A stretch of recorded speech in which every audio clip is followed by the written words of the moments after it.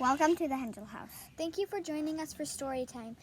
We are going to be reading a book called Pink. This is a new book to us. This book is by Lynn Ricard, and it's illustrated by Margaret Chamberlain. We've been missing you, so we wanted to read a book that would really help. Okay. All right, you guys are going to scoot out so you can see the pictures. All right. What's a penguin to think when he turns pink?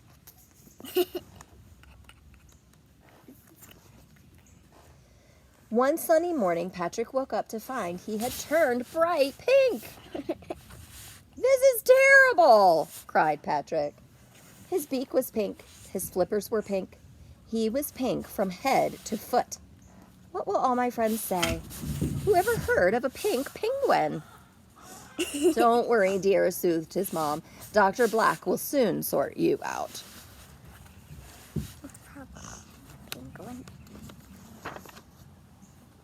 Dr. Black was puzzled. She was curious about what was happening. She looked in her big medical book. "A very cold penguin can turn blue," she said. "If you're feeling queasy, you could go a bit green. But pink is very unusual."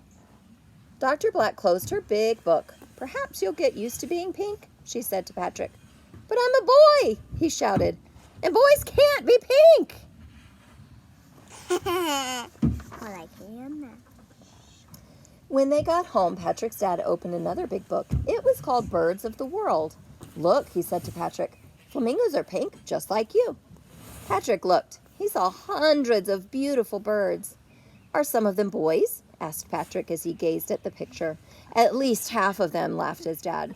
"You see, boys can be pink." Patrick got teased at school for being pink. "Don't worry, they'll get used to it soon enough," said his mom. Patrick wasn't so sure. He didn't like being different from everyone else. One Saturday morning, Patrick pulled out his backpack. He put in his pajamas and his favorite plush toy. "I don't fit in here anymore," he told his mom and dad. "I'm going to Africa to see those flamingos." Patrick went to the water's edge. Africa was a long way north, but he was a strong swimmer. He was very good at swimming. He swam for 7 days and 7 nights. When the water began to feel warmer, he knew he was nearly there. On the 8th day, Patrick arrived in a wide bay. On the shore, he saw hundreds of flamingos, just like in the picture. He waddled up to them and held out a pink flipper. "How do you do?" he said politely. The flamingos looked down at him curiously. They had long necks and spindly legs and were very, very tall. "Will you join us for lunch?" one of them asked Patrick. "Oh, yes, thank you," he cried. All the flamingos dipped their long, curvy beaks into the water and began skimming them back and forth. Patrick's beak was quite the wrong shape, so he came up coughing and sputtering. Poor Patrick would have to go hungry. Poor Patrick. After lunch, the flamingos took a nap. They all stood on one leg and tucked their heads down. Patrick tried to stand on one leg, too. He was hopeless. When sunset came, it was time to fly to the nesting ground. The flamingos flapped their wings and rose into the air like a big pink cloud. One small pink penguin was left behind.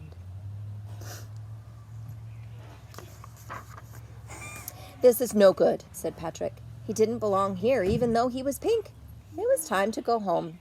The next morning, Patrick set off. He swam for 7 days and 7 nights until the water felt lovely and cold again. Patrick's mom and dad were very pleased to see him. "You must have missed your favorite breakfast," said Dad. "I sure did," said Patrick with his mouth full. When Patrick went back to school, his whole class crowded around him. "Where have you been, Patrick?" they asked. "We missed you." Patrick's teacher asked him to give a little talk about his travels. He stood at the front of the class with a big map and a pointer. "I went to Africa," Patrick told his friends. "Wow, you swam all that way?" asked Billy. Patrick nodded proudly.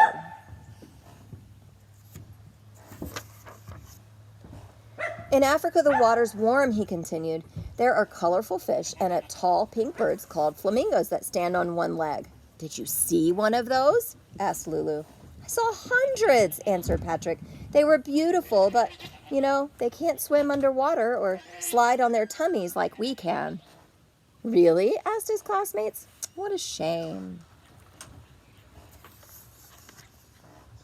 At school, after school, Patrick waddled home with his best friend, Arthur.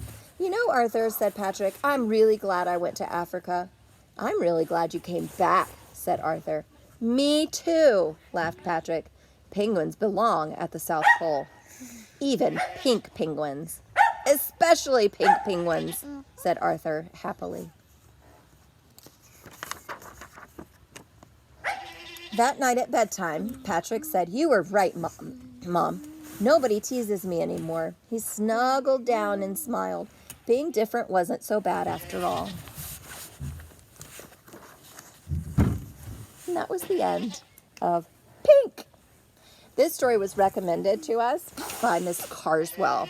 And so I'm so glad our family got to hear it and that we got to share it with you. And I wanted to also apologize because all of our animals out here thought that maybe they should be a part of the story also. So they kept making noises. So they made lots of noises. But I wanted you to see a different part of our house, which is outside, but still part of our house. So we love you guys. We miss you so much. And we hope you enjoyed the story. We hope you're starting to read again, and we're sorry that we can't see, and we're sorry that the teachers can't see you until next year. That's sad. We're feeling really sad about that. Okay, until next time with Story Time. Bye.